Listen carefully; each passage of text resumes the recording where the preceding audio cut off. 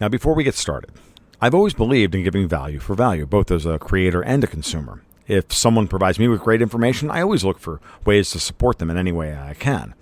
And as a longtime followers of my work, you know that I believe in giving credit where credit is due while keeping the intrusion of ads to a minimum. And if you're a regular listener of the podcast, there's now a different way you can support the show while keeping the show focused on the content. You can do this by listening on Fountain. This is an excellent podcast app available on iOS and Android. Fountain is based on this value for value model, either by donating a small amount of Bitcoin to the show as a comment, known as Boost, or by simply setting an amount of support while you listen. So if you want to share your thoughts on the episode or just say thanks by sending them sats with a comment, Fountain is the platform for you. Decentralizing the world starts with getting the gatekeepers out of the way. And in my opinion, Fountain does just that. So getting started is easy. You can top up your Fountain wallet with your Lightning wallet or with a bank card. And you can even earn sats by just listening on Fountain. So visit fountain.fm to learn more.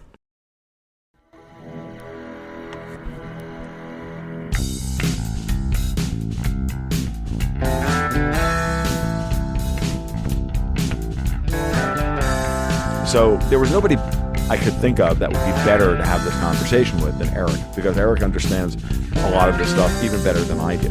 And that's why I wanted to have him on the show today. So Eric, welcome. Thank you for taking the time out. And how you doing this morning? I am good. If you could see me, I would be wearing my Mussolini fez to highlight the fact that we live in a fascist country now, where you're not allowed to choose what you want in a car. And that's probably why you're dissatisfied with the cars that you have. Mm-hmm. And now I say fascist because I want to point out that the left, the woke left, loves to throw that term around. And they specifically target people like us who actually believe in choice, which shows that they don't even understand the meaning of the word that they use. Fascist, strict definition of it in economic terms, is the merger of corporate and state power together. And any honest appraisal of what we're living with today will tell you that's exactly what we're living with today. Exactly. Yes. Now, I called Bob Higgs and others have made the point that even going back to the post-World War II era, starting in 1946, that we started to make that transition, that, you know, we went to war to stop fascism, and then we are it, right? We are one. And they made very cogent arguments about 10, 15 years ago. I think Bob Higgs and Tom Woods did this work, and it was very interesting, right? So, yeah, it is a thing. Mussolini, said, all within the state, nothing outside the state. And the question is just whether or not you have private or public ownership of the assets and the means of production and all the rest of it. As it pertains to cars, there's a lot of confusion out there as to why cars are the way they are. Why are trucks so big? Why are there so many hybrids on the road and all of this stuff? Why are cars so complicated? And that's a big, broad question, and it's going to drill into about 4 or 5 different issues. And the one I want to start with, and it's something that I've been railing about on my Twitter feed a lot recently, because I had an eye-opening experience. I watched a very simple 6-minute video from another guy, vaguely libertarian in the car industry, does car commentary, explaining the footprint, the rules about CAFE and footprint, right? And the minimum requirement based on the footprint of the car. And so let's start there. And I think it'll, and then we can get into 0% financing and the Fed and all the rest of it that made all of this work. So let's just start there. What do you think on about CAFE and why it is that why we can't have nice cars? Well, in the first place, you got to start with the fundamental issue, which is that the government is now the intermediary between the car buyer and the car manufacturer. And that's been true for at least 50 years now. It really got underway in the 60s. That's when this stuff started to just take on a head of steam that it's built and built and built ever since then.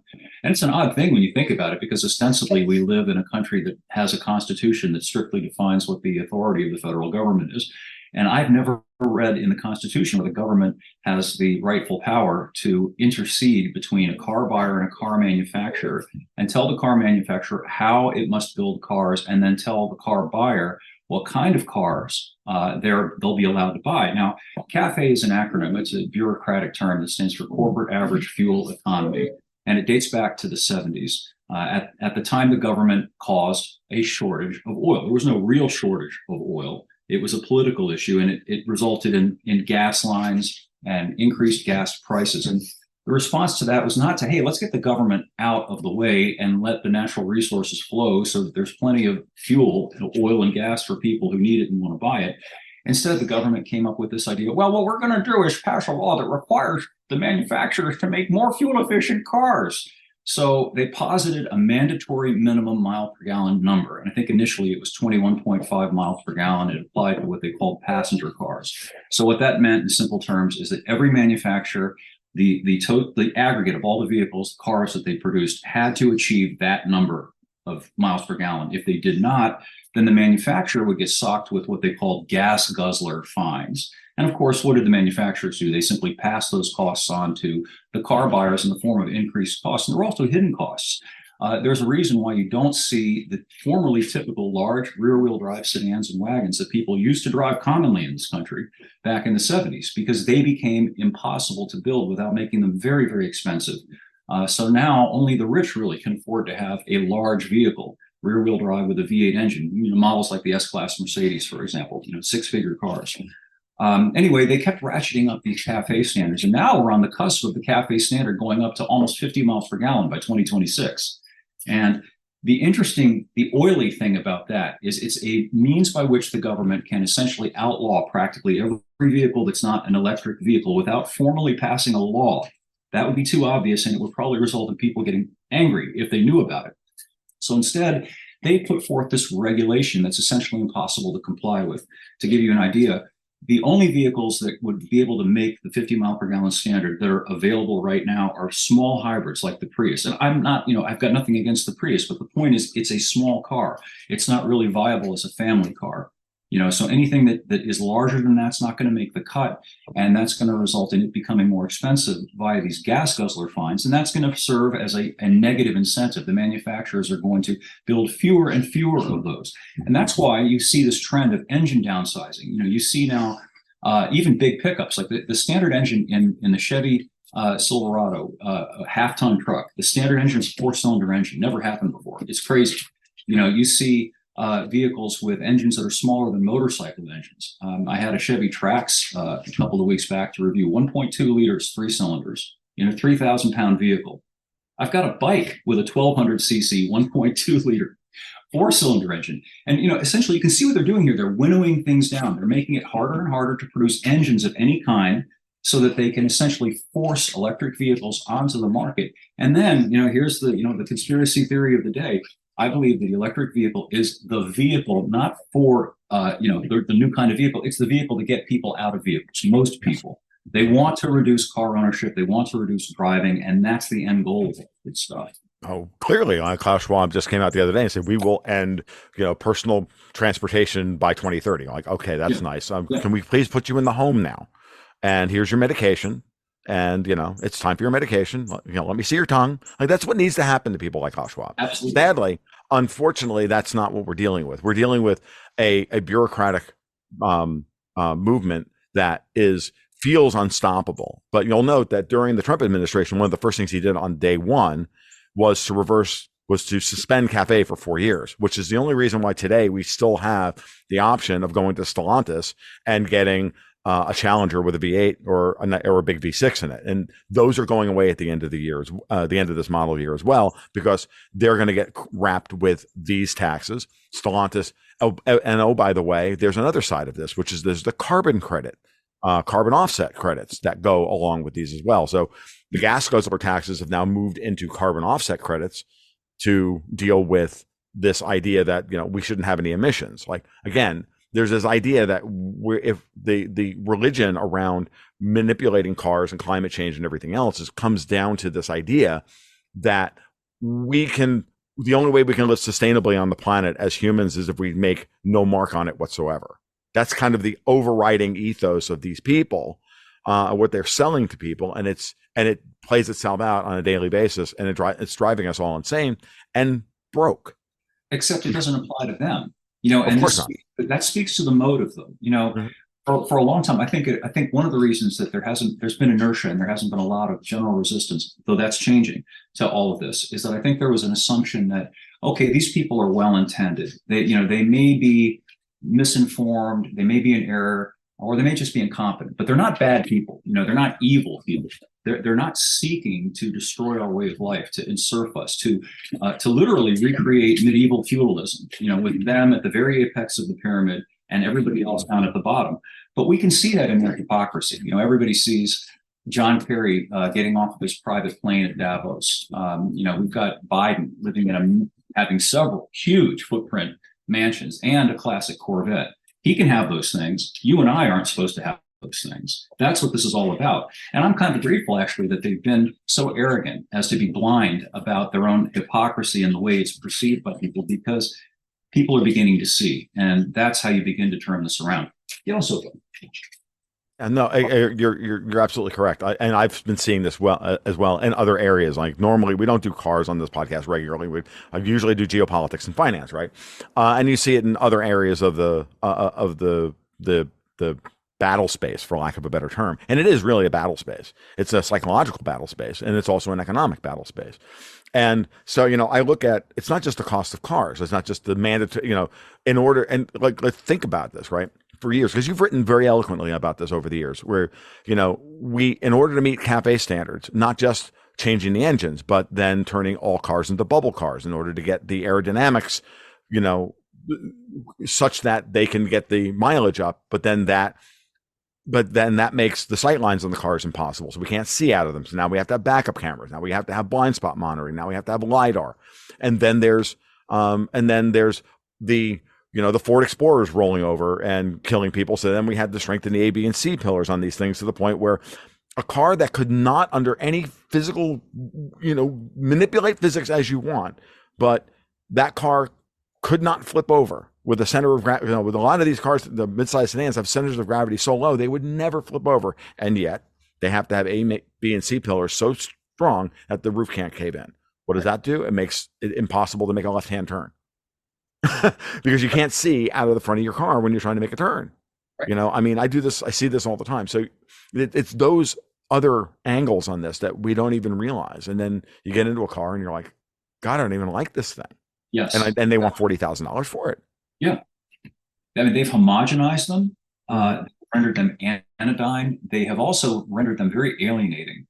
Most of the new ones have a whole array of what they call advanced driver assistance technologies. And I'm not aware of anybody wanting this stuff. Right. And they just embed it in the cars. And there's a reason why they're doing that. It's not about assistance. It's about control. It's also about conditioning. What they're trying to do is make driving, on the one hand, unpleasant. And in the second, to acclimate people to being passive passengers, so that you'll just sit there and your autonomous vehicle will take you where you want to go, assuming you've been obedient, assuming you have a high enough social credit score. Sure. Yeah, no, absolutely. And it's funny. That's absolutely true. And it's only going to get worse from here. And well, up until a point, but I think we're getting close to this crux of the issue, which is like people are rejecting EVs in droves. Yep. I know you follow the guts of the market on this far closer than I do, like sales and all the rest of it. Speak directly to that as well, because that's also important. Yeah, well, the wheels are finally coming off the EV bandwagon, and it's very it's interesting to me because it's very similar in that it tracks the way that masks and vaccines tracked. At first the public was just barraged with all of this propaganda about the utility of mask wearing, the necessity of taking these vaccines, which were said to be safe and effective, and they were going to prevent you from getting and spreading the Rona. Remember that? Mm-hmm. Well, then the truth began to leak out about both of those things, and it began to occur to people, that they were being fed a bunch of lies about these things, or at least half truths. They weren't being told the whole truth about things. Same with the EVs. When they were first kind of foisted onto people, it was like, wow, look how quick they are. They would tout that, ludicrous speed. You can get to 0 to 60 in 2.9 seconds, which is true. But then they didn't tell you all of the other things about EVs, about how, generally speaking, they go maybe half as far and they take 5 times as long to get back on the road. And they essentially force you to organize your life around planning for charging. Mm-hmm. And they don't tell you things like you're going to probably have to have your home electrical panel significantly upgraded at your expense. Mm-hmm. They don't tell you that EV plugs are not standardized. so that if you have an electrician come out and wire your house up for one level two 240-volt circuit, that might only work for a Tesla. And then if you get another EV of a different make, you're going to have them come out again and do another one, but that might not be possible because a lot of home panels, while they can handle one additional 240-volt circuit on a 30 amp breaker, they can't handle two more. Right. So Yep. now you have a luck. Now, so instead of having a family with two or three cars, one for the man, one for the wife, and one for their kid, let's say, you're going to have a community EV that, supposedly everybody gets struck. So anyway, the word is getting out about this. And as a result of the word getting out, there have been a number of interesting data points. Ford, the F-150 Lightning, which is the electric version of the Lightning, the sales of that thing are off by about half in the last quarter, in the third quarter. And they've pretty much canceled any further production, and they're trying to deal with this glut of 23 model Lightnings that they've got that they can't sell. And we're only 2 months away from the end of the year. Mm-hmm. So, come January, these brand new electric vehicles are going to be last year's electrical vehicles, and are going to be worth even less than they're worth now. And they're going to have a real time trying to get people to buy them. Mm-hmm. GM has announced that they're going to have to dial back their ambitious schedule for electrification. And most recently, and I think this was the most positive news of the past week, it was leaked out that Dodge, which had said it was going to stop building gas-powered versions of the Charger, the next generation Charger that's due out in a few months, was supposedly going to be electric only, a battery-powered device. Oh, wow. I didn't know this. Okay, go ahead. The really happy news is apparently that's not true. Yeah, they're going to offer it with a battery-powered drivetrain, but they're also going to offer it with their new Hurricane inline six-cylinder engine. Now, I know that's not a V8, and I still cry about the V8 being canceled, but still, they realize that people who buy Chargers don't want battery-powered devices. It's kind of like trying to sell Bud Light to a working-class dude with Dylan Mulvaney on the can. It's not a good idea. No, it's terrible. And I think they finally got proactive about it, and they looked at what's happening to Ford, they looked at what's happening to GM and Dodge particularly, because, their whole brand is about, muscle cars and performance and stuff. And battery-powered devices, even the quick ones, they're completely anodyne. There's just nothing about them that's got any real personality. And they thought, gosh, if we really go down this road, we may not be in business in a few years. Yeah. So that is really encouraging news. Are they looking at? Is it going to be the V6 for the top tier, the top challengers? Because look, the 2.0 Hurricane engine, the 2-liter turbocharged Hurricane engine, has similar stats to the outgoing Pentastar V6, right? Well, actually, the new version that they're going to put into the 24 Charger is more powerful horsepower. Right, so that's the same engine they're going to put in the new Rams. Yes, exactly. Across the line, they'll probably detune it. Yeah, they have to pull the Hemi, because the Hemi, they can't make the Hemi compliant. Right. They can make the 6, and this is to give you an idea of just how fierce these CAFE regs are and the effect that they have. If there's even, say, a 2 mile per gallon difference, one engine versus another, the effect that has on their fleet average is so significant that they just can't do it. That's why almost all new cars have things like automated stop-start technology. You've heard about that, where the engine shut. It's super annoying. You come to a red light, and the engine shuts off. It is no benefit to you as the owner of the vehicle, but it gives the manufacturer an incremental uptick in fuel economy that they can use to better their stats. Another thing is manual transmissions are getting harder and harder to find, because you can't program a manual transmission. You can program an automatic. So they make them all automatic because they can program them to shift up as soon as possible to get the maximum amount of mileage. They're engineering them to perform to the test. To use that language. That's what they're doing. And it doesn't matter. I can tell you, because I drive these things, in real world driving, your mileage will vary, because you're going to, the engine will lug and it'll feel like, so you push down the gas, and what happens? The transmission downshifts a couple of years, and you wind up burning more gas anyway, but it's all about compliance. Yeah, no, absolutely. And I remember when I was looking for cars back in 2021, I had to change I finally had to I finally was at a point where I could buy cars and actually we were down to one, because while we were building gold goats and guns, I didn't have any money. I was literally making 15 grand a year. I drove whatever I had, right? And we finally made the breakthrough. I was in a good place and finally able to buy a car for myself. And one of the first things I drove was a Ford Ranger. I'm saying I live rural down a dirt road. It's potholes everywhere, private road. We maintain it. I have to buy trucks, right? And I live 4 miles outside of town.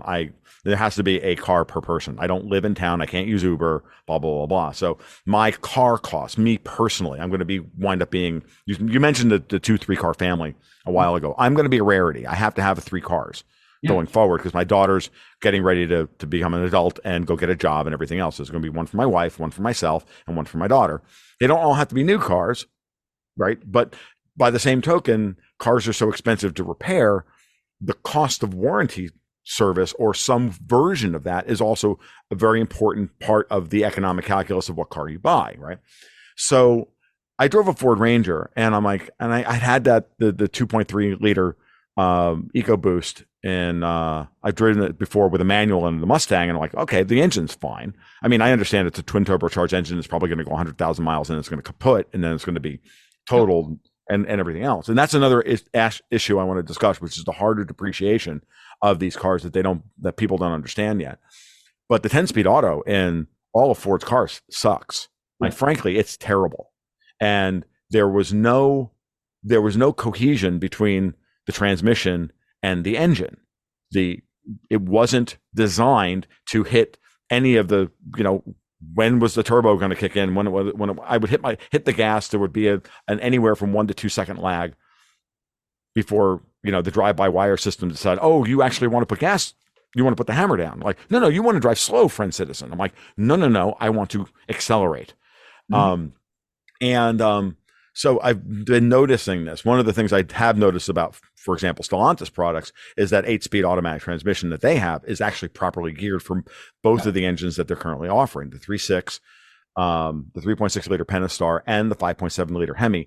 That engine, that transmission is excellent for both engines. Their 9-speed auto sucks balls. Like, it's awful, right? But I've noticed this. I mean, so when I go to look for a car, I'm almost a car reviewer because I drive 40 cars. My wife hates it because I can't find a car I like. So yes, that is a real big issue. And the American consumer has chosen in many ways, or at least it thinks they've chosen, they don't want a manual, right? And maybe that is true. But there are plenty of people out there that if you build the right car for the right price with the right transmission in it, they will buy it. Right. Right. And they don't do that. What they do is they only put the manuals on models we don't want to buy, either entry-level models or unbelievably expensive heroic model, hero penumbra models, like, not the Ford Raptor, but you know what I mean? The TRD off-road $50,000 Tacoma, for example, right? That's the only way you can get a good manual or a sports car or whatever. There's a reason for that too. And again, it has to do with these regs, because what they'll do is they'll offer the manual, but as you say, only with the higher trim, with the more expensive model. And that is perversely on purpose because they know that fewer people will buy that particular model, limiting the demand, even though there is demand for it. It's insane. Right. No, they're limiting demand for it on purpose in order to sell fewer numbers of them in order to meet their cafe regs. It was funny. I'm a big fan of Nissan trucks. I've made this point many times because they're the only trucks now still made with a simple automatic transmission and a naturally aspirated V6 or V8, depending on the model. You want the V6, you get the Frontier. You want the V8, you get the Titan. And they only offer one drivetrain, because they got to make it simple. And I was talking to the Nissan dealer recently, and I said, they're getting the Titan's going away because they can't afford the V8 with the cafe regs, even though Nissan has just almost destroyed their brand by selling 1.5 liter 3-cylinder Rogues, twin turbocharged Rogues with CVTs, which are terrible universally, and in order to limit the number of Titans they actually sell. And still, at selling just less than 40,000 Titans a year, they can't make money. But that Nissan would be happy to sell 40,000 Titans a year if they didn't have to pay the government $5,000 extra in order to sell the damn things, which is why the Titan's going away. Sure, and if they could sell a basic work truck version with the V8 for about $28,000, which has also become impossible. Used to be the trucks were less expensive than cars. Used to be trucks were simpler than cars. Right. So trucks were kind of a way for somebody who needed a vehicle to get into one that cost less and was easier to repair. Now they're technological nightmares. And that's in addition to being insanely overpriced. People are now routinely spending $70,000 on a half-ton truck. I know. It's funny you say that, right? Because it's just flashing me back to arguments about this stuff I used to have with my lib frankly, my shitlib friends, most of whom I don't speak to anymore, about this very thing. And they would complain, and they were big proponents of cafe, and they would argue, like, oh, everybody's buying SUVs and trucks because they're trying to get around the cafe rules. I'm like, yeah, you should maybe listen to the marketplace. You should listen to what people actually want. They don't want to spend $35,000 on a Toyota Camry. Note the They want to maliciousness. spend $18,000 on an SUV. I'm sorry to interrupt. I just wanted to make an observation here about the maliciousness of these people. Mm-hmm. The false premise. Okay, before CAFE, there were fuel efficient vehicles for people who wanted a fuel efficient vehicle. The Volkswagen Beetle is an example, and there were others, or many others. So if you wanted a car that got high mileage, it was available. This false idea, this false premise was that the evil car companies in cahoots with the evil oil companies are preventing you from having a fuel efficient car. Utter nonsense. So, your shit-lived friends, hey, dude, if you want to drive around in a Prius or whatever, go ahead. But if I want to drive around in a truck, why can't I? What is it? What's the problem here? You do what you want. I'll do what I want. We're not hurting each other. So why not leave it at that? But they're not able to do that, are they? No, they're not, because they actually believe that us burning an extra 50 gallons of gasoline or 100 gallons of gasoline every year, or whatever, every quarter, whatever the number is somehow harming the planet. It's somehow being a bad student or global citizen or whatever the hell it is. And I'm like, I'm sorry, but I'm not a global citizen.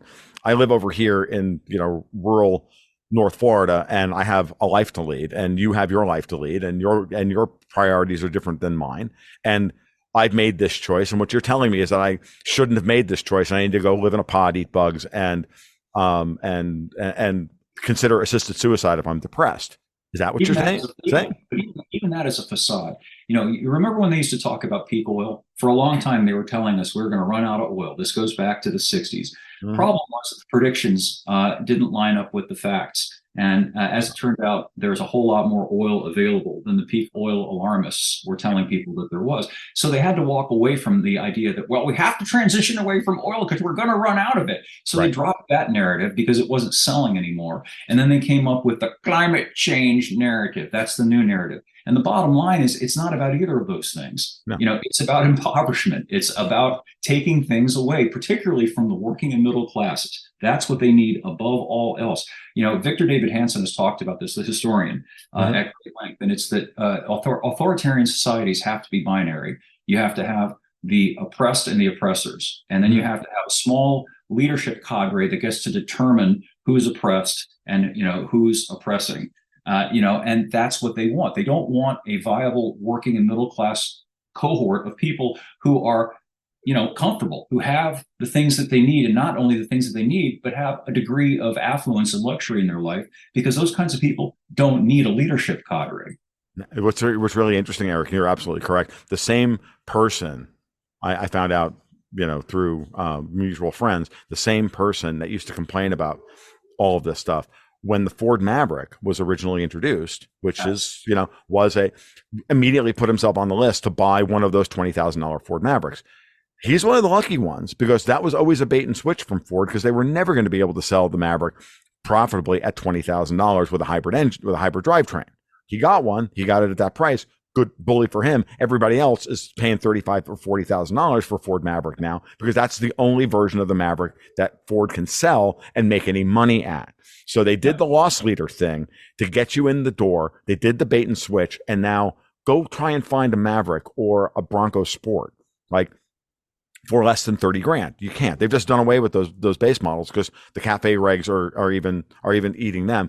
And there's another very insidious regulation we haven't even covered yet, which is the RINs, renewable blending credits, which have destroyed the market for both gasoline and diesel fuel. And so that has made everything even worse, because whenever they need to move the price of gasoline up or down to suit a political agenda that whatever is narrative they are selling this 6 months, they use RINs as a means by which to manipulate the wholesale price of gasoline. I know what they are. I'd like you to talk about it, and then especially in terms of why we don't have any decent diesels on the road. Because if you want to get 50 miles to the gallon, all we got to do is put small, diesels on the road.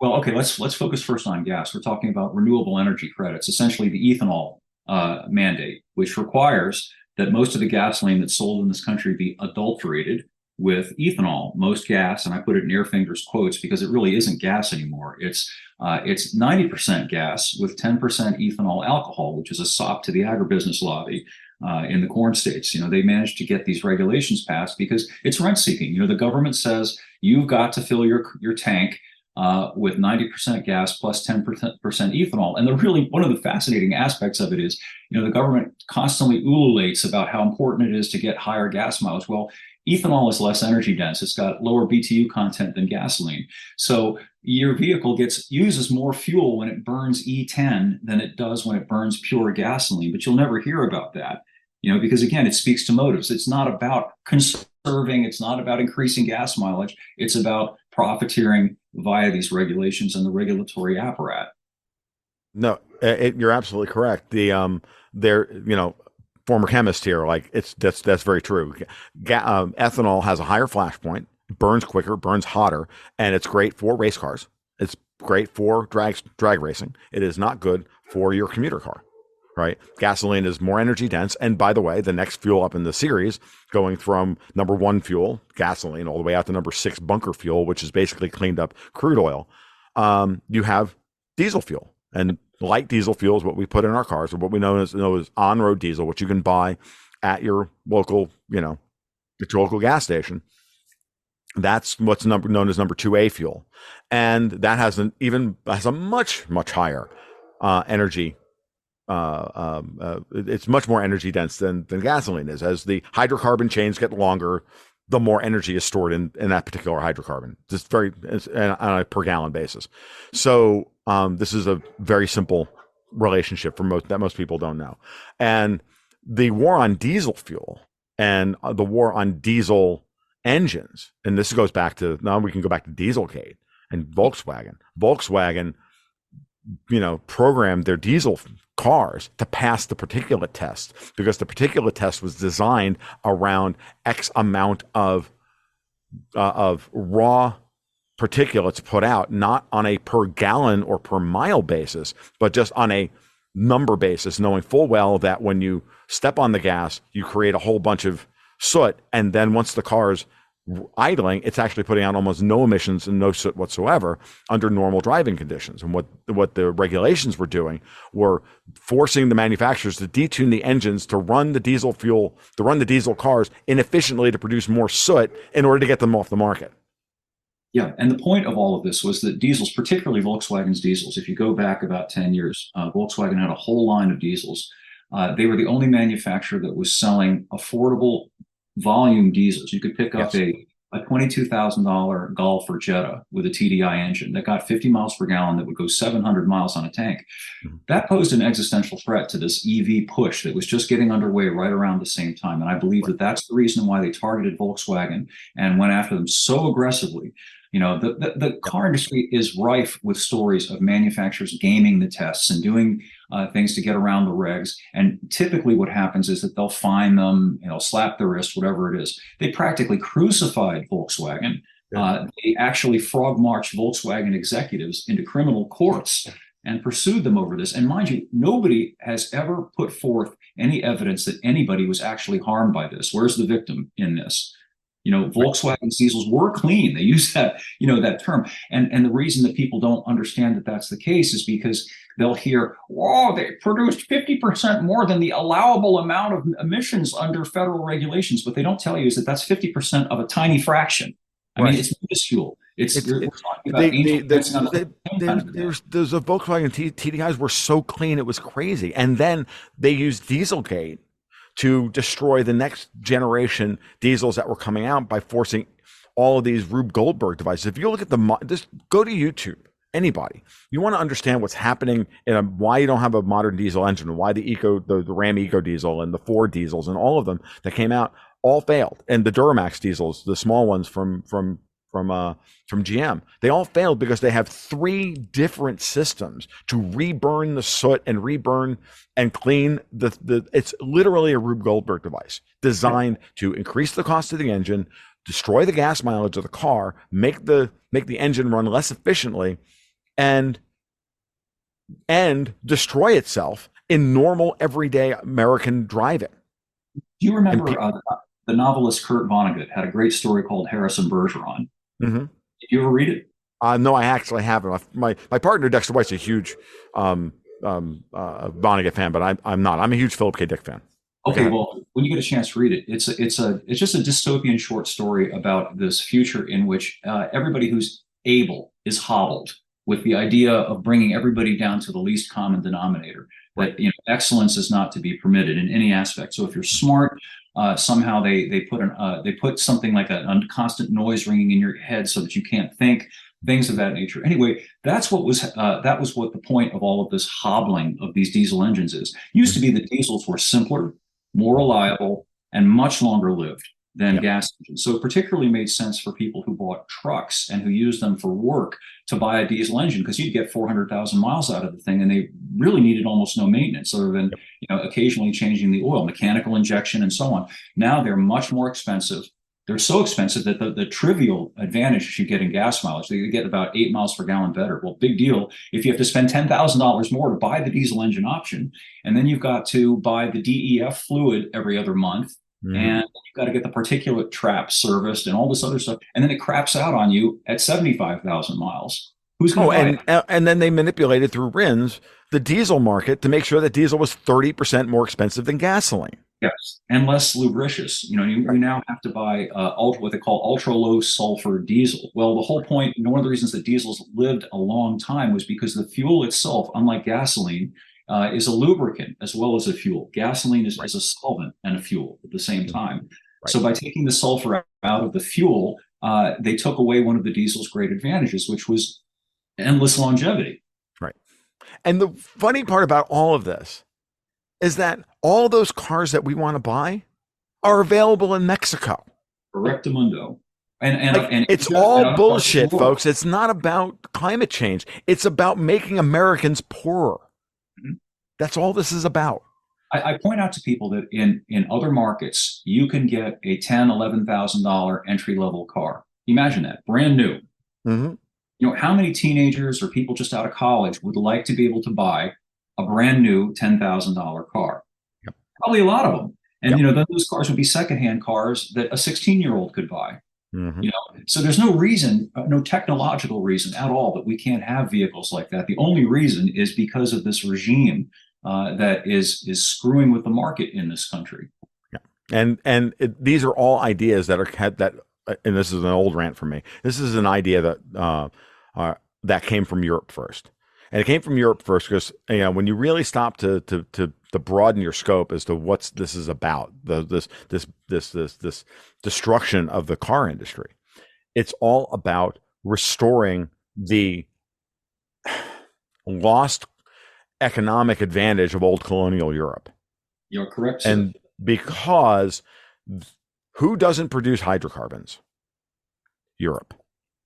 Who produces hydrocarbons? Russia, South America, Africa, the United States, Canada. They all produce hydrocarbons. Europe is done. They don't have any hydrocarbons left. They have to buy them from other people. So this idea that we have to give up carbon, we have to pay our original sin tax to the oligarchy for having been born, and we have to come into the world with a debt. It's literally a Catholic original sin doctrine in energetic terms, and it's vile at a level that is, and truly, it's not just pernicious. It's truly vile and evil and anti-human. And the reason I wanted to have you on today is because I wanted to get this particular point made about something that's so central to the life of Americans. Interestingly enough, the other day I was chatting with my daughter, and this is something that you and I are talked about before we hit record. My daughter's 17. She still doesn't quite have her driver's license. She's going to get it in the next 6 weeks or so. Hopefully, if she passes the test. But she doesn't want to drive. Now, she has reasons why she doesn't want to drive. Some of it has to do with sensory issues, and some of it has to do with everything else, with who she is as a person. Her frustration over that fear and over having to deal with, learning how to drive led her to this comment. Led her to the comment, which I remember hearing myself say when I was her age, which is, that, well, if this damn country, it was so damn big, or if everybody didn't spread out so much, we wouldn't need as many cars. This is a way of her saying, I don't want to drive, and now I'm going to shift the blame onto Americans. I'm like, no, honey, these are European ideas, because Europe is small and packed with people, and America is big, and yet we live rurally, and you love living rurally. Well, you have to make a decision. You either have to, you have a choice. You can either move into town and pay $2,000 a month for a 2-bedroom apartment, which you share with 4 people, or you can live out here with your parents and have to drive, an old beater pickup truck and get 20 miles to the gallon. It's not, or 18 miles to the gallon. It's not an either or here. And this is part of the problem, is that the all of these factors together have created an entire generation that sees car ownership as a burden and not freedom. Yeah, mobility used to be opportunity. You and I, people our age, we champed at the bit when we were 15 years old, because getting that driver's license and that first car meant freedom. It meant, a transition.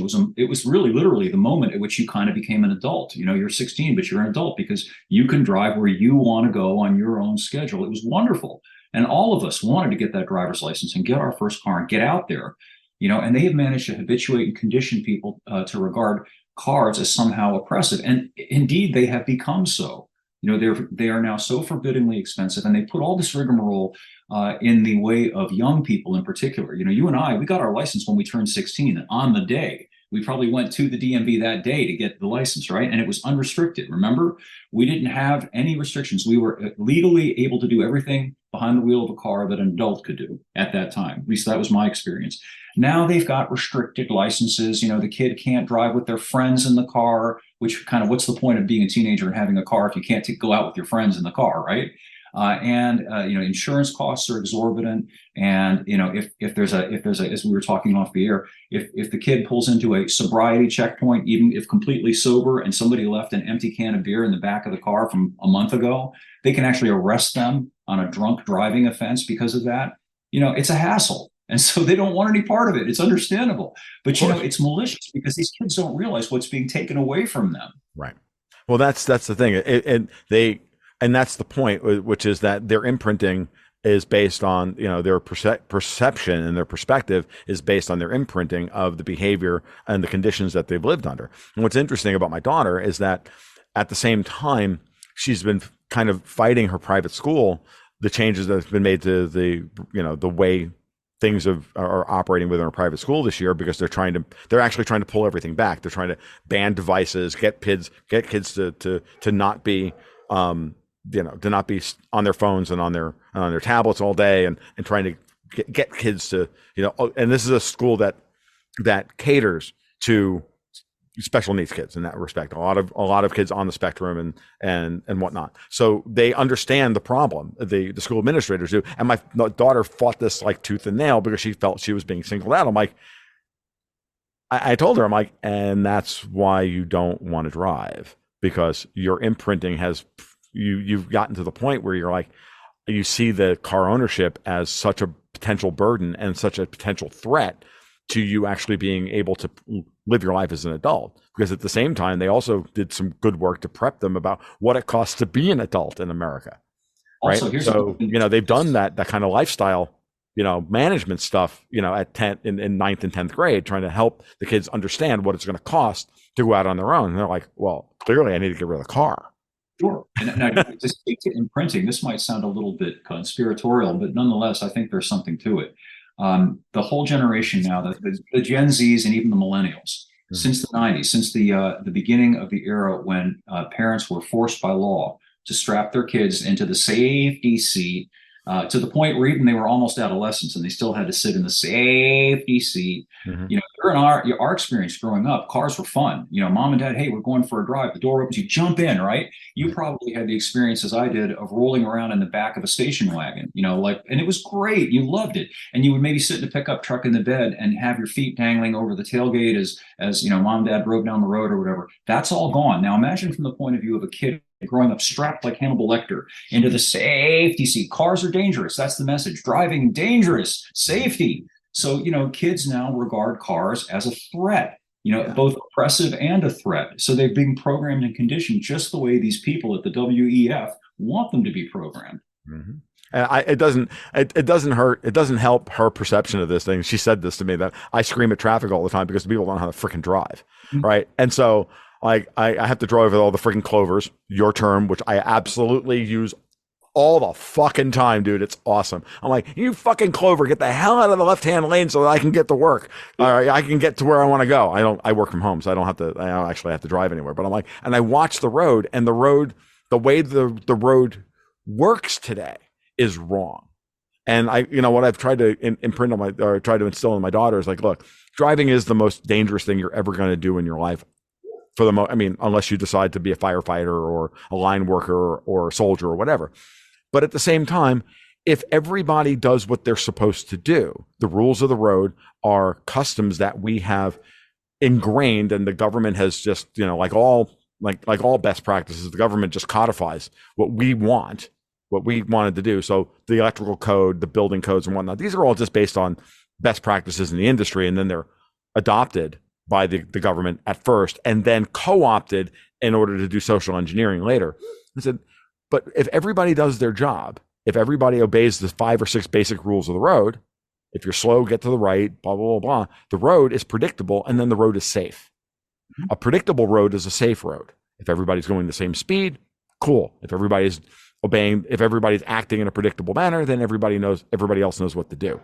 When driving is dangerous is when people act unpredictably, or worse, as you've identified over the years, certain types of clovers that want to virtue signal about, I'm a good person, I do the speed limit, and I'm going to block everybody in the left-hand lane. I've seen that a billion times. I used to listen to Car Talk, the old podcast, and people would call in and say they did this, and then they get ripped to shreds by the Car Talk guys because, dude, you're actually making everybody's life, dangerous. I used to talk to my friends who were cops, and they're like, yeah, we're the biggest problem on the road. I actually had a cop say that to me. Like, we're the biggest threat on the road because everybody's worried that we're going to pull them over, so they all alter their behavior. Yeah. And then the road becomes really dangerous. Yeah, there's passivity, and then there's passive aggressiveness. People have been conditioned now to not be responsible for driving. They've got the advanced driver assistance technologies to, so go ahead and tailgate, because if the car ahead suddenly stops, the car will brake for you. Instead of being situationally aware, maintaining your following distance, keeping abreast of what's coming up behind you, what's coming at you from the sides. If you exercise judgment and pay attention to driving can be very safe, irrespective of what speed you happen to be traveling. What causes the problem is when people are preoccupied with things other than driving, which, again, just, the grease man used to say, and they ask me why I drink. On the one hand, they'll pass laws saying you're not allowed to text on your phone because that's distracted, and, you're gonna wreck. But it's okay to build a cell phone into the dashboard of the car. That's okay. You could tap, swipe, pinch, whatever, as long as it's not in your hand. This is the kind of idiocy that is now pervasive. Yeah, no, you're absolutely correct, and it's very distressing, and it's all and don't worry about being conspiratorial on this podcast, because you're not a conspiracy theorist when you're just previewing the future. Like, that's what it comes down to. Like, they're doing this stuff to us, and they're conditioning people in a way that is very, very dangerous. The entire market at every level is just a mess, and it's very, very sad. But at the same time, I think it's also reaching its kind of maximum. It's kind of reaching a peak, right? Where people are looking at this going, this isn't working. And I think the EV sales things is a good harbinger. I love the fact that Stellantis, I don't even want to get into, as far as I'm concerned, this UAW strike is yet another WEF designed event, right? In order to destroy the car manufacturer. What's left? They're aiming everything at the car manufacturers in this respect by saying, okay, look at what the UAW chief Sean Fain is talking about. We want 50% more money. We want the return of traditional pension funds. We want this. We want this. We want that. And I'm like, dude, you're asking for there to be 1/10 the number of auto workers in America. Exactly, because they can't afford to do this. So that means more robotics. It means more this. It means more that. You're doing it on purpose. And he actually, the head of the UAW and the UAW members are actually being ill served by their own leadership because of this. Yeah, I mean, one of the reasons that GM and Ford went bankrupt back in the early 2000s was because of the legacy costs of all of these pensions that they promised and all these benefits that they, were obliged to provide, which they couldn't afford to do anymore. Now you've got these people demanding to be paid more to do less work. They want a 30-hour work week. They want 40% more money. How's that going to work out? And this kind of childish assumption, well, the big corporation Ford will pay for it. No, what Ford will do is make you pay for it by increasing the cost of the cars, and then the cost of that to you, Mr. UAW worker, is going to be your job when it goes away. Because why do you think the fast food industry is automating? You're going to go to McDonald's and you're going to go up to a robo kiosk and type in your order because you can't afford to pay some 16-year-old kid $20 an hour to sling burgers. It's absurd. Right. Exactly. And and if you hadn't brought that point up, I was going to bring it up. So I'm glad you made that point. And so another interesting point about this is that also the world we live in today with the cars the way they are is about also a holdover of the 13 years of zero bound interest rates, where now you could raise the MSRP on a car and then do 1.9% financing or this or that, and then in order to cover the cost of the gas guzzler tax, of the carbon credit taxes and all the rest of it by embedding it in the car, but then, getting people into these cars at 0%. Now that the Fed has moved to 5.5%, which from this Austro-libertarian's perspective, if I were the Federal Reserve Chair and I was trying to defend my primary product, which is the dollar. This is exactly what I would be doing. As a matter of fact, I said Jerome Powell needs to do this back in 2020. I never thought he would actually do it. He wound up doing it. And I'm like, oh, cool. I'm right. Because Powell sees what I see, which is that we're never going to be able to break this model if we don't make money expensive like it's supposed to be. Like borrowing money is not supposed to be cheap. You're not. I mean, it could be cheap depending on the business. On the cars are always been a bad, borrowing money against a car has always been a bad economic decision, always. Yeah, and because you're buying against a highly depreciating asset. It doesn't make any sense. It's consumer appliance fundamentally. Right. It's something that's worth less the longer that you own it. Mm-hmm. But there's a hard deck here. As you say, what they had done with the low interest or no interest rates was to make it appear that a vehicle was more affordable by doubling the amount of time that people typically took to pay for it.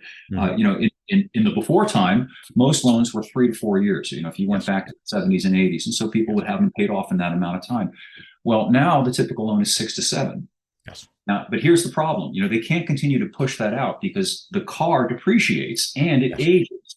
So it gets to a certain point where it's essentially worthless, or it's not worth keeping because it just costs too much to keep it going. Right. So they can't paper over the costs any longer. They can't do a 10 or 12-year loan. That's not going to work. So we've hit the wall. As interest rates have gone up and as car prices have gone up, they just can't keep kicking the can down the road anymore. It's even worse than that, Eric, because they've also on purpose made the cars more complicated. Yep. By making the cars more complicated in order to hit the CAFE regs. Right, you now have to go to twin turbocharging, which is a naturally aspirated engine, folks. If you put synthetic oil in it and change it every 3,000 to 5,000 miles, most naturally aspirated engines will last forever. Pretty much. The engine itself will last forever. The transmission may blow up, or this, or something else may go. The dashboard may fall off, and all the rest of it. But the car will still run. Turbochargers have a lifespan. They are a wear item. Because of, especially with direct injection and with all this other technology, in order to push the mileage up and in order to push the fuel efficiency, and basically from this old thermodynamicist's point of view, you push up the efficiency from a Carnot engine perspective, you have to do other things. And the car manufacturers and the engineers have done unbelievable work. As far as I'm concerned, they all deserve Purple Hearts and and medals of valor for trying to navigate this stuff in this war against the car. You've made the cars more complicated, meaning they're not going to last as long. Period. You take these little 4-cylinder engines that they're using now commonly in lieu of a naturally aspirated V6 in order to make power comparable to the V6 that they did away with. They use the turbo. Now, these little family cars are running around pushing 15 to 20 pounds of boost to get down the road. And that is literally pressure.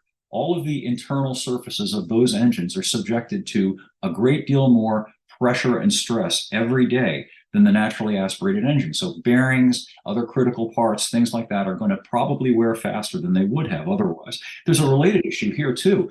In terms of the complexity, you know, the manufacturing costs have gotten so high that they've done things like, instead of having a cable that goes from the gas pedal to the throttle, a simple cable, you know, that doesn't cost much, that can be easily replaced by you or me with basic hand tools. They use drive-by-wire now because it's plug and play, and it's more cost-effective for a vehicle as it comes down the line to plug things in electronically than to make a minor adjustment, to have a worker stand there and make a minor adjustment to a cable.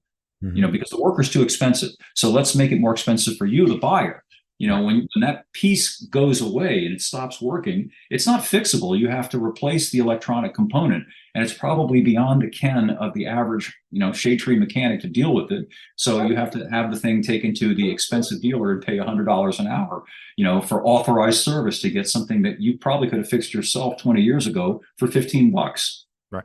And the drive-by-wire system is designed, again, to get the car to operate the way the manufacturer and the regulations want it to, as opposed to the way you want the car to drive. So, for example, FYI, this is another reason why I like Nissan trucks. They still use hydraulic assist steering as opposed to electronically interpolated steering, right? Where there's no cable anymore in most cars between the steering wheel and the axle. There's there's a computer in the way. Nissan still uses hydraulic steering. Jeep still use recirculating ball. And then, of course, you know, and those are the only ones really kind of left on the market that do this. Jeep does it for off-roading purposes because that's their brand. And Nissan does it because, well, they don't have the money because they destroyed themselves going to CVTs 15 years ago. They don't have the money to change those things out. And they have kept those old systems because they don't want to, you know, they don't have the R&D budget to change those things out, right? And then apply them in other areas. And it's really funny. In the truck market, this is what I found really funny, is that for years, Toyota has been the go-to, well, if you want a reliable truck, buy a Toyota, right? Toyotas are now no different than Fords or Rams or anything else. With the new Tundras and the new Tacomas that are coming, everything's twin turbocharged. It's all electronically assisted. And now Nissan in the truck market is the old Toyota. You got a box ladder frame. You've got a simple truck. You've got built on 20-year-old technology. For the most part, you've got simple naturally aspirated engines and hydraulic steering. What's that? One more year. You know, that's, if you want one of those things, you better hurry up and get one. Yeah, in the Titan, the Frontier, they've moved to full direct injection on the Frontier with the new 3.8 liter V6, and they did away with the port injection on the old 4 liter. And that's going to be a problem for the Frontier, I think, going forward, which is why I'm like, do I go back and get an older one, or do I, I'm going to, I don't know what I'm going to do. But then the other side of that, the thing is that, and you can see that in the car commentary space. Like, I watched a lot of car stuff on YouTube, and they're all like, is Nissan the new Toyota? And now they're taking they're taking the Titan away from us because of CAFE. It's really sad. And the saddest thing of all is that most people do not really have any understanding of why all of these things are happening. And again, it gets us back to what we talked about at the beginning of the show, which is this regulatory state, this insidious manipulation of the market, not by law, but by regulation. You know, you can technically, you can build whatever you want to, as long as it complies with the regulations. Right. You know, and that's why we're stuck with all of these horrendous bad outcomes, and also outcomes that are actually getting people killed. The airbag thing, and that's a whole other can of worms. We don't even want to go there. Yeah, it's funny, like, and that's the other side of this is that, what I brought up at the beginning was the idea that why we can't have small trucks is because there's this complicated equation for the footprint of the car, which is the wheelbase times the width, determines the minimum mileage that you can get. Well, guess what? That curve is it's like a tangent curve. It's the smaller the footprint, it goes up exponentially. So that a small, like an old Nissan, like an old Toyota Tacoma, regular cab from the 90s, the truck I built my house with, that car today would need to get 60 miles to the gallon. Okay. Whereas a 146-inch wheelbase, full-size pickup truck that barely fits on the road, like a modern Ram 1500, only needs to get 21 or 22. Yeah. Today. In 3 years, it'll have to get 40. Right. Okay. And this is the problem. This is why the V8s are going away. This is why trucks got bigger. Moreover, if you're going to spend $50,000 on a truck because, that was the only way to get a relatively cheap car, then trucks had to get bigger to haul the family, put car seats in the back, and all the rest of it. If you're going to spend that kind of money and at 0% financing, you could also afford the bass boat. Sure. And everything else. So now the truck wasn't just a third vehicle for a small family. Now it was the family car. Yeah. I mean, it's primarily used for transportation now. They have replaced the full-size luxury sedan that existed back in the 70s. That's what they are now. The reason you look at them and you think, why in the world these half-ton trucks, most of them, why are they crew cabs? And most of them aren't even available, the regular cab anymore. And most of them don't have an 8-foot bed, which is ridiculous. You've got this full-size truck with a 5-foot bed. My little O2 Frontier has more cargo carrying capacity than some full-size trucks because it's got a 6-foot bed. Right. But the reason is because it's being a truck is almost incidental. What they're used for primarily is that's the family vehicle. That's the the Clark Griswold family truckster, courtesy of the government. Right. My current car is a 2014 Ram 1500, short wheelbase, 120-inch wheelbase, regular cab, 4x4 with a Hemi. Mm-hmm. It's a unicorn. Mm-hmm. Like in 3 years, I know flat out, I'm not getting rid of this thing. I'm going to give it to my daughter. And in 3 years after I bought it used, so I'm going to pay it off. I'm going to give it to her and, and she's going to drive that thing around whether she likes it or not, because, it's going to be worth more in 3 years than it is today. Yeah. Because there aren't going to be any out there. And I've talked to dealerships about this, and they're like, I drive that truck on the lot, and they're like, we'll give you money for that. You want for it, right? Yeah, we'll give you good money for that. I'm like, no, you can't have this for 11 or money. You're not going to give me the money I want for it, because I know in 3 years, you're going to give me 15 grand for it today. And it's, by the way, it's got the 6-speed automatic, so it's a mechanical automatic transmission, not an electronically tuned one. Like, knowing that, like, dude, like, there's no way is that truck it's going to be worth $18,000 in 3 years, because I only drive 8,000 miles a year. So, I look at it and I go, I understand the economics of the situation well enough and to say, okay, that's what's going to happen. I can put my daughter in that truck. She'll figure out how to drive it, and we'll go from there. And that way I don't have to worry about her running around with, I don't really want her running around with distractions in the car. So yeah, like, there you go. You can put 3 people on that truck if you need to. Absolutely. If you need to. And it's a 6.5-foot bed if you need to actually, go and get hay or feed or whatever you need to do. Right. Or make a real run to the store. Yeah, I mean, she'll find it very useful because she can haul stuff. When you're that age, you tend to move a lot. So it's a perfect vehicle for carrying your stuff from one place to the next place. And, so it only gets 18 miles to the gallon. So what? Yeah, right. Who cares? Right.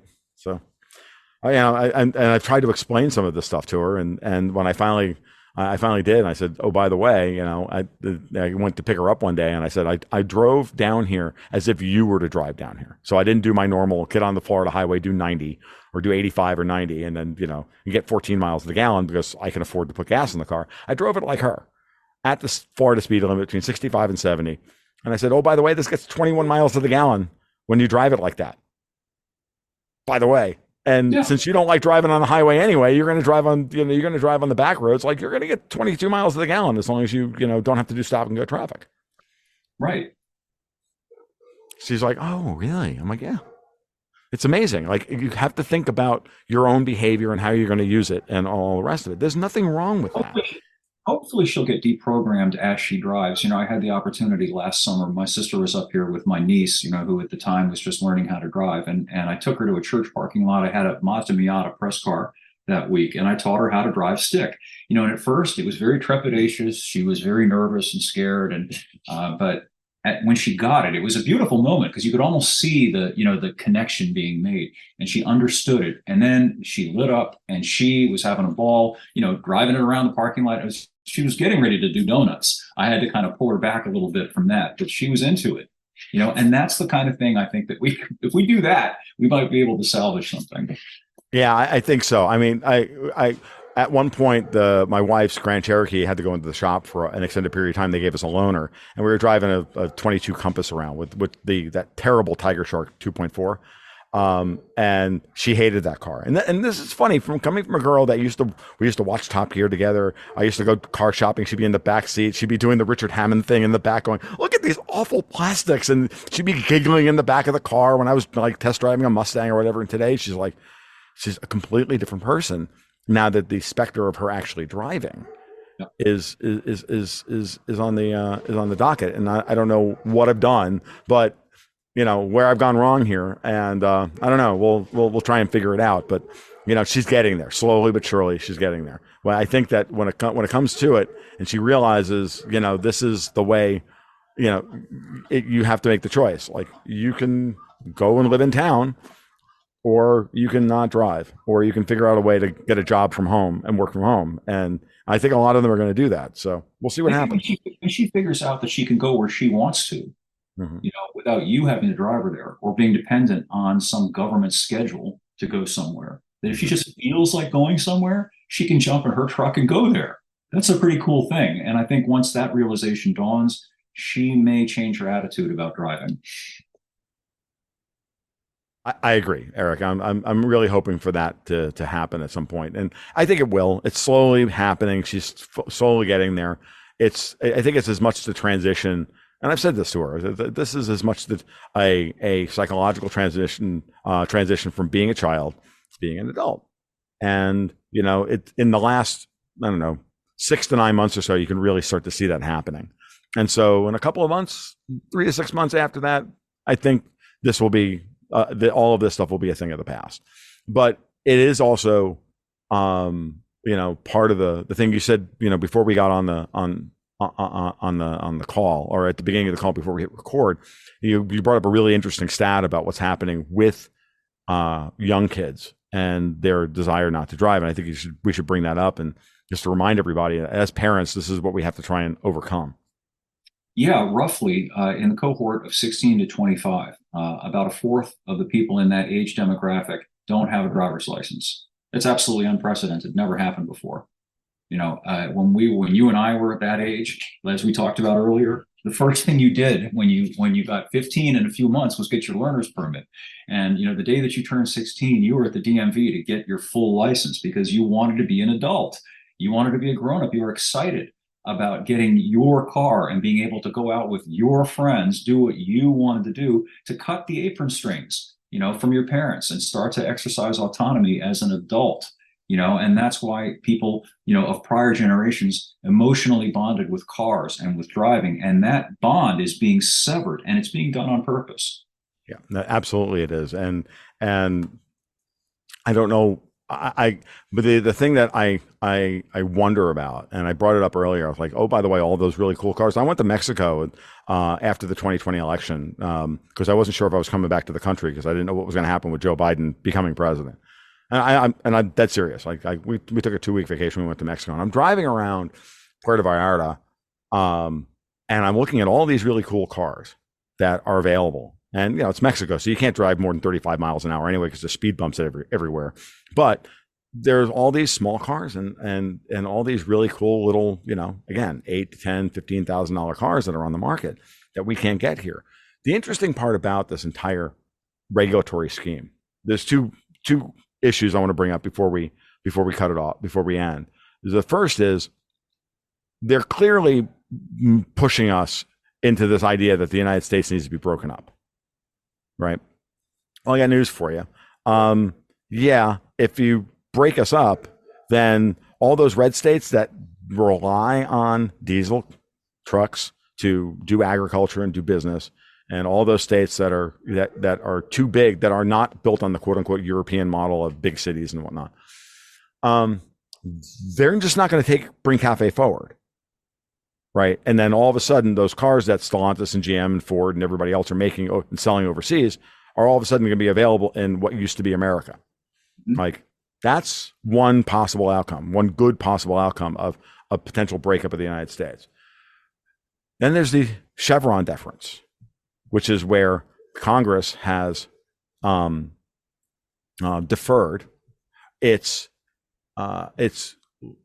legislative ability, legislative requirements to the three-letter agencies, setting the rules for everything. So the EPA, the DOE, and all the rest of them.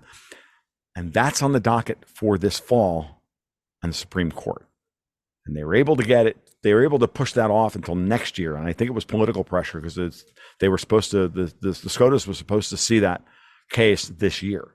But if the Chevron deference goes away with a fundamental shift in the Speaker of the House and the Congress, we may actually see the beginnings of this. Okay, that's enough.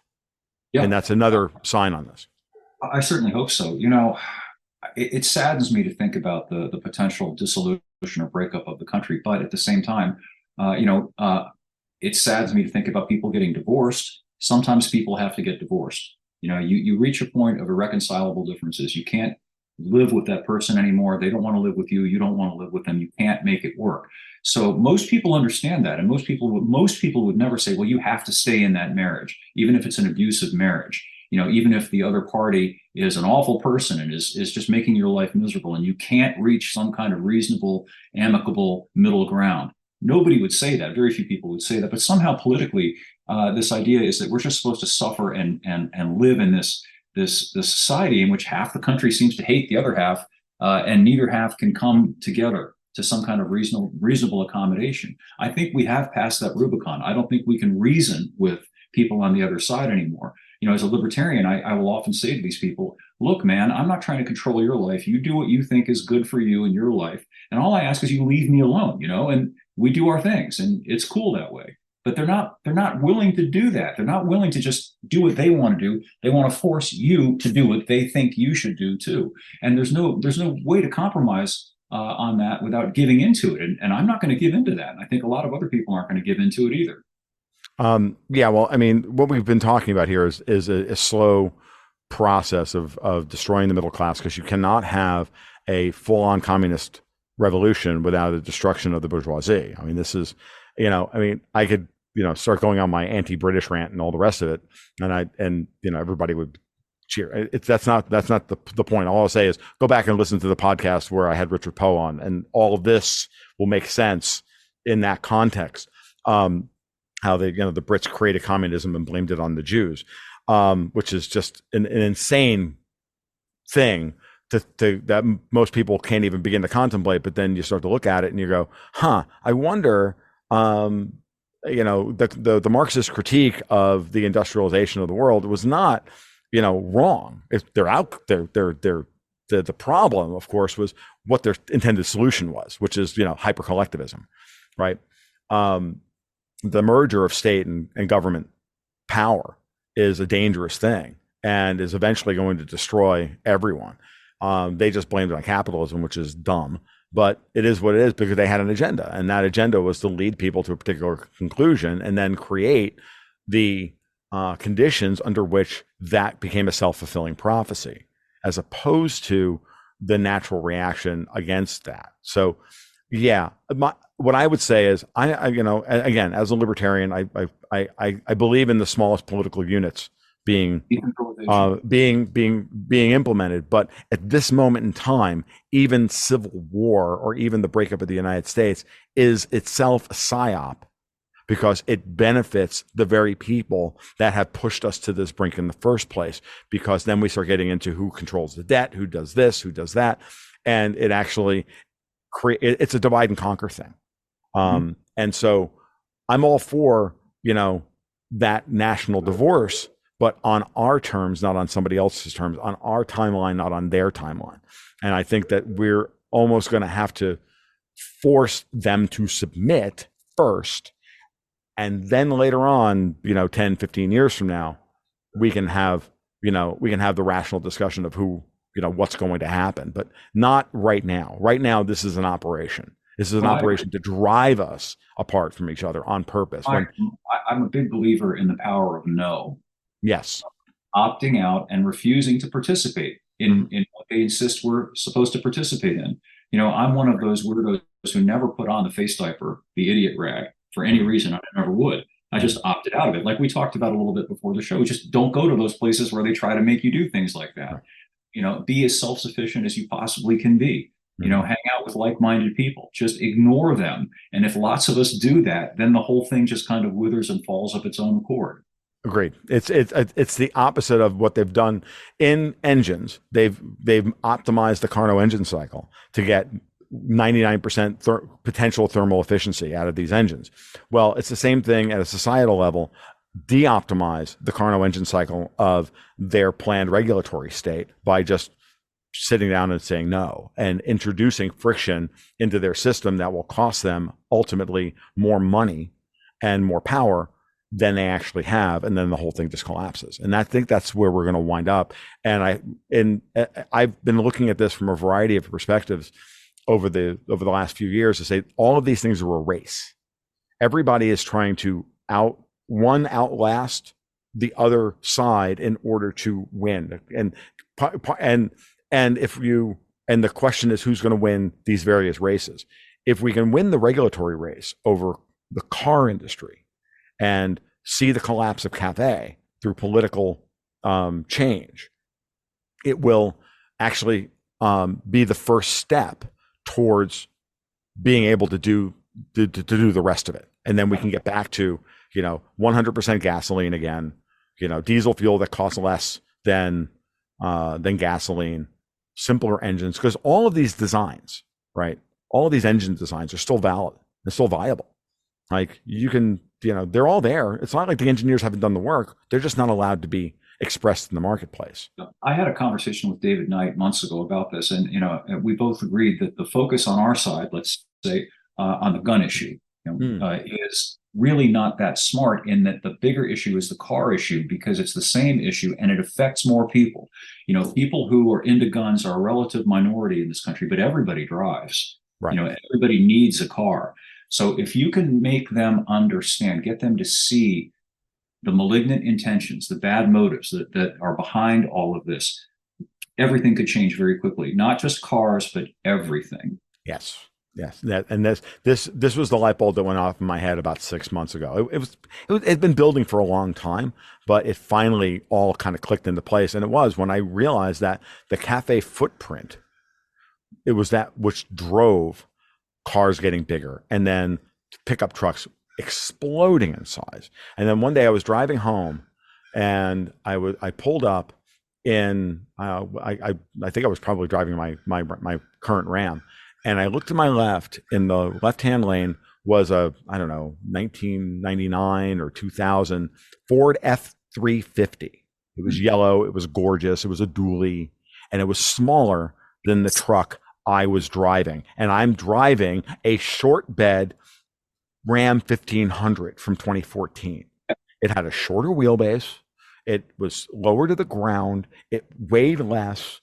It was and it was a Ford F350 of the time. Yeah, you look at a half-ton truck from the 90s, and today it looks like a mid-size or even a compact-sized truck compared to a current half-ton truck. And one of the things that I harp on all the time that I just can't stand about the new half-tons is that they're all lifted so high, and I'm 6'3".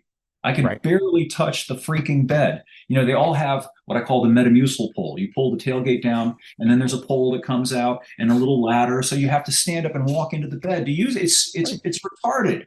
It's not just that they're big; it's that they're not even functional anymore. Right. No, I agreed completely. I even have this problem with my truck, and I'm like, it is crazy because it's it's a 4x4, so it's lifted on top of everything else. And most people don't need a car with 10.5 inches worth of ground clearance. They barely even need a car with 7 inches worth of ground clearance. Even if you live like me rurally, I would still, because these cars are so big and so unwieldy, I won't buy a 4x2. Simply because, when it rains here in Florida, like we get vicious rain and I need to put these things in the 4-wheel drive simply to get through the rain, because if you've got off-road tires on, these things are dangerous to drive. I mean, I've noticed this. unless you put street tires on them. And then what's the point of having what's the point of having the truck, right? So, it's this is the conundrum. And then you watch the way the pricing is designed on them. They're designed to get you to buy the model they want to build, because that's the only model they can build profitably, and not buy the car that you want to buy. And I can do an entire podcast on the discriminatory pricing model of Ram 1500s, for example, or Ford F-150s. And you'll realize, like, well, why would I buy a regular cab Ford F-150, short wheelbase, which you can still get, put a 5-liter V8 in it, or even put the 2.7-liter twin turbo in it, and you want 4x4, you're going to pay more for that than you would for the XLT mid-trim that they want you to buy with a crew cab. Yeah. It's actually more expensive because of the cafe footprint, because it's 20-inch wheelbase, 20 inches shorter on the wheelbase. They've got to charge you the $5,000 carbon offset credit or cafe fine in the cost of the truck. And so an upgrade to like 4x4 on that truck is $7,000, as opposed to on the XLT crew cab, it's only $2,000. They do it on purpose. A work truck 4x4 that's just, manual windows, basic, non-climate control AC, or even no AC at all, that you could get for, 30 grand or 28 grand, which there's no reason that a truck like that shouldn't be available. Instead, I think the least you're going to spend for any of the big three 1500s, if you want 4-wheel drive, you're going to be pushing $40,000 for that. Yes, without a doubt. And good luck finding one with just an extended cab as opposed to a full crew cab. So the 6.5 foot bed. Yep. Good luck. And in a color other than white. Right. And God's forbid you actually want an option or two. Like, God's forbid you want power windows, or you want, you want anything. You want decent seats that don't, hurt your ass. Like, if you want anything, you can't have any of those things. You're not allowed. And they ask me why I drink. And people ask me why I smoke too many cigars, which it's 8. We started this at 9:00 in the morning, and the first thing I did was light up a cigar to do this at 9:00 in the morning. Smoke them if you got them, folks. Like, this is the world we live in today. Right. I won't say what's in here. You can't see, but Eric, this has been an absolute blast. I've really enjoyed having you here today, and as I said at the outset, I've been reading your work for years. You make me laugh. You make me think. You've really helped me to sharpen some of my arguments about what I see in the car industry. You do yeoman's work in this field, and everybody, give Eric a follow over at epautos.com, because it's just great stuff on a regular basis. Any last words, sir? Very kind of you to say. I really appreciate your having me on. All right. Well, we'll do this again. Maybe after the Chevron deference goes down hopefully in a fiery death, and in the next couple of months, maybe we'll do this again in the spring, and we'll talk about what's happening. All right. And we'll do it again. Thank you, sir. I appreciate it. You betcha.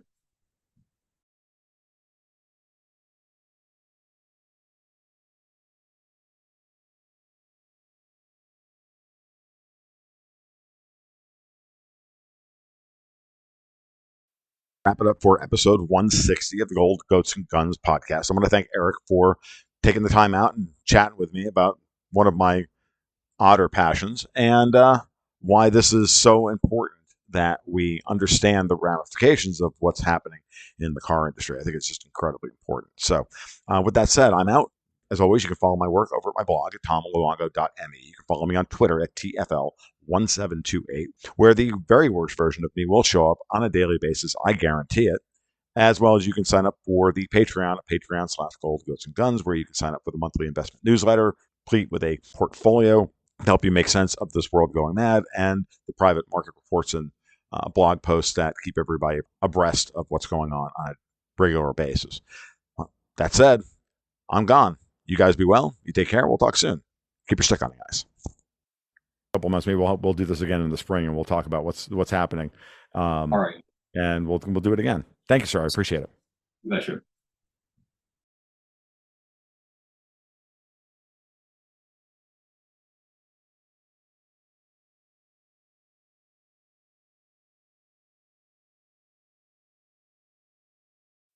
wrap it up for episode 160 of the Gold Goats and Guns podcast. I want to thank Eric for taking the time out and chatting with me about one of my odder passions and why this is so important that we understand the ramifications of what's happening in the car industry. I think it's just incredibly important. So with that said, I'm out.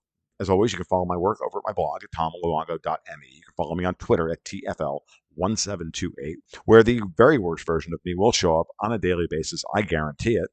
As well as you can sign up for the Patreon at patreon.com/Gold Goats and Guns, where you can sign up for the monthly investment newsletter, complete with a portfolio to help you make sense of this world going mad, and the private market reports and blog posts that keep everybody abreast of what's going on a regular basis. That said, I'm gone. You guys be well. You take care. We'll talk soon. Keep your stick on, guys.